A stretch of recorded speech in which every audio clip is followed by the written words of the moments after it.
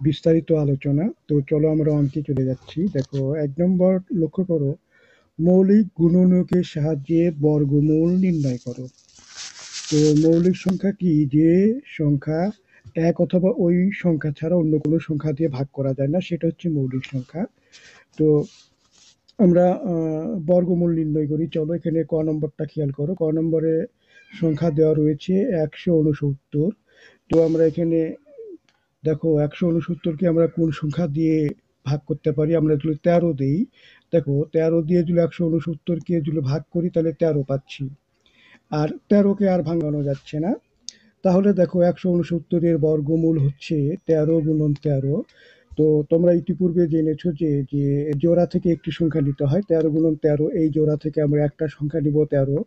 তাহলে ১৬৯ এর বর্গমূল হচ্ছে ১৩। এটাই হচ্ছে এই ক নম্বরের উত্তর। খ নম্বরটা লক্ষ্য করো যে ৫২৯।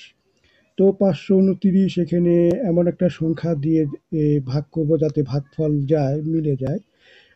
তাহলে দেখো আমরা যদি ২৩ দিয়ে দিই, তাহলে ২৩ দিয়ে ৫২৯-কে যদি ভাগ করি তাহলে পাচ্ছি দেখো ২৩। তাহলে ৫২৯-এর বর্গমূল পাচ্ছি দেখো এই ২৩ গুণন ২৩।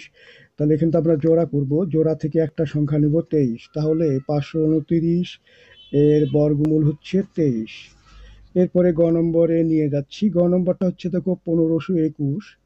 এখানে আমরা ৩ দিয়ে দিতে পারি। ৩ দিয়ে যদি ১৫২১-কে ভাগ করি তাহলে পাচ্ছি দেখো ৫০৭।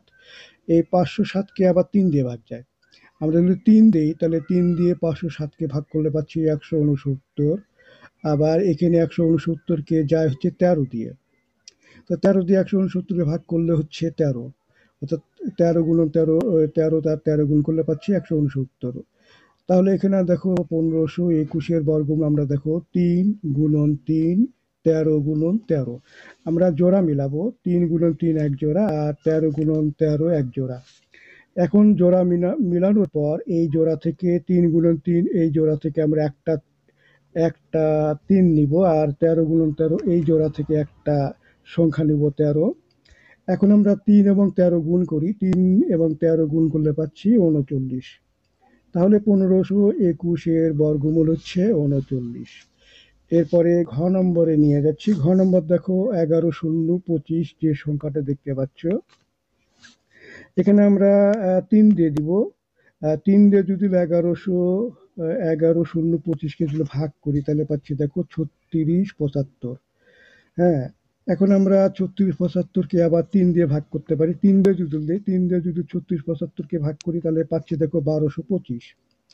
তাহলে ১২২৫ এখানে এমন একটা সংখ্যা দিয়ে ভাগ করব যাতে ভাগফল মিলে যায়। আমরা যদি ৫ দিয়ে দেই, দেখো ৫ দিয়ে যদি দেই তাহলে ১২২৫-কে ভাগ করলে পাচ্ছি ২৪৫। এখন ২৪৫-কে আমরা আবার ৫ দিয়ে দিতে পারি। ৫ দিয়ে দিলে হচ্ছে ৪৯ হয়। এখন ৪৯-কে কত দিয়ে ভাগ যায় তোমরা নিজেরাই বলো তো। এখানে ৭ দিয়ে যাচ্ছে, ঠিক আছে? তবে ৭ দিয়ে ৪৯-কে ভাগ করলে ৭ ৭ ৪৯, আমরা ৭ পাচ্ছি। তাহলে ১২০২৫ এর বর্গমূল দেখো ৩ গুণন ৩, ৫ গুণন ৫, ৭ গুণন ৭। আমরা এখন জোড়া মিলাবো। দেখো ৩ গুণন ৩ এক জোড়া, ৫ গুণন ৫ এক জোড়া, ৭ গুণন ৭ এক জোড়া। এখানে ৩ জোড়া আমরা সংখ্যা পেলাম। প্রতিটি জোড়া থেকে একটা করে আমরা সংখ্যা নিব। ৩ গুণন ৩ এই জোড়া থেকে একটা ৩ নিব। ৫ গুণন ৫ এই জোড়া থেকে আমরা ৫ নিব, আর ৭ গুণন ৭ এখান থেকে এই জোড়া থেকে আমরা ৭ নিব। তাহলে ৩ গুণন ৫ গুণন ৭ পাচ্ছি। এখানে আমরা এই তিনটা সংখ্যা যদি গুণ করি তাহলে পাচ্ছি দেখো ১০৫। তাহলে এই ১১০২৫ এই যে সংখ্যাটির বর্গমূল হচ্ছে ১০৫। আশা করি ১ নম্বর অঙ্কটা তোমরা বুঝতে পেরেছ।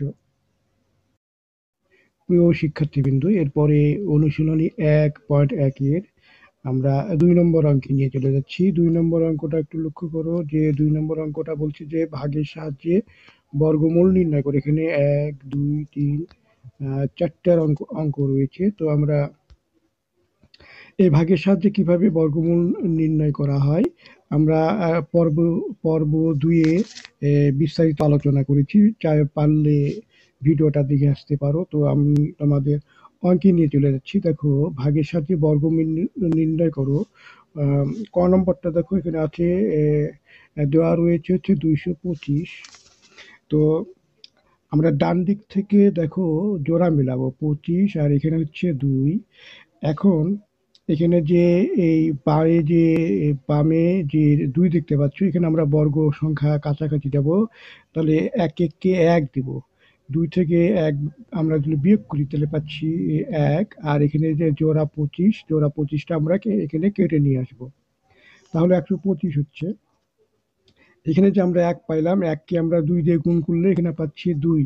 এমনভাবে লিখবো যাতে ডানে একটা সংখ্যা লেখার মতো স্পেস থাকে, ঠিক আছে?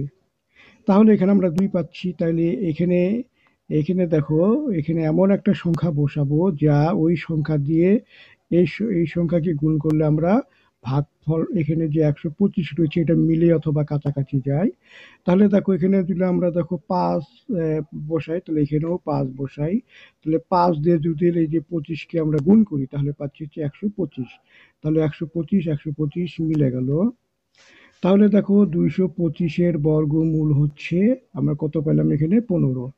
এটাই হচ্ছে ক নম্বর প্রশ্নের উত্তর। আমি তোমাদের খ নম্বরে নিয়ে যাচ্ছি। খ নম্বরটা দেখো যে 961 দেওয়া রয়েছে। তো আমরা আবার প্রথমে জোড়া মিলাবো, দেখো ডান দিক থেকে 61 আর এখানে 9।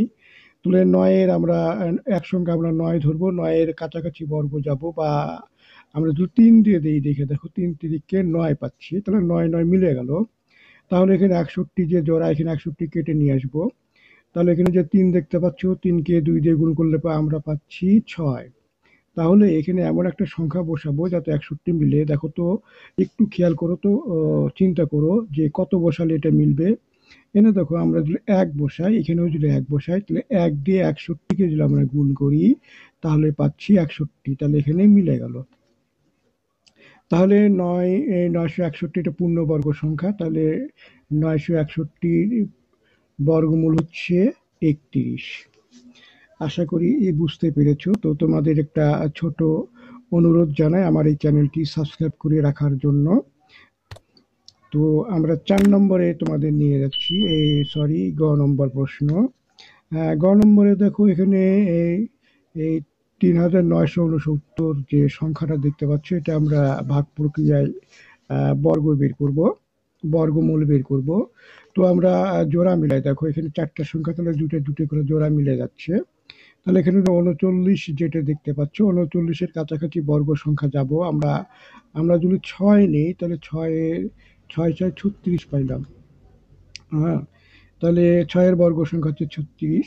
তাহলে এখানে বিয়োগ করে পাচ্ছি 3। আর এখানে যে 69 সংখ্যাটা আমরা জোড়াটা কেটে নিয়ে আসবো।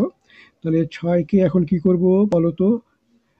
2 দিয়ে গুণ করতে হবে, এই তো। তাহলে 2 দিয়ে গুণ করলে পাচ্ছি 12।